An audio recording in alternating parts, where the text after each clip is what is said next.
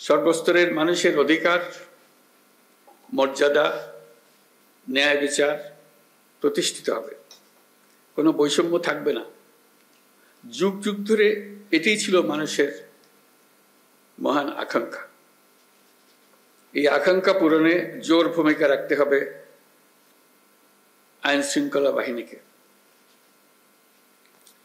স্বৈরাচারী শাসনামলের 15 বছরে দেশের পুলিশ বাহিনীকে দলীয় বাহিনীতে পরিণত করায়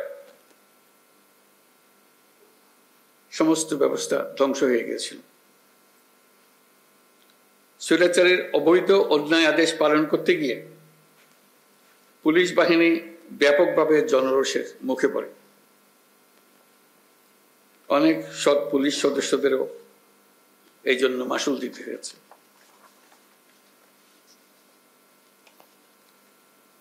প্রিয় পুলিশ সদস্যগণ,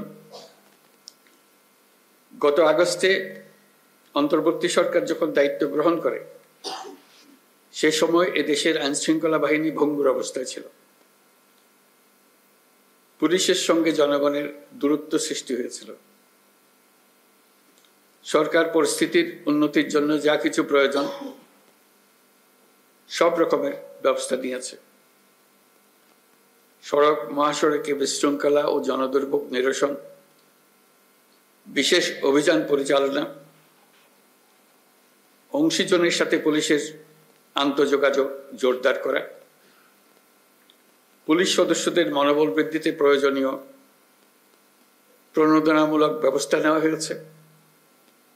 আপনাদের অক্লান্ত পরিশ্রমে শান্তিপূর্ণভাবে দুর্গাপূজা, বিশ্ব ইজতেমা, ঈদ উল ফিতর, বাংলা নববর্ষ সহ বিভিন্ন উৎসব অনুষ্ঠিত হয়েছে।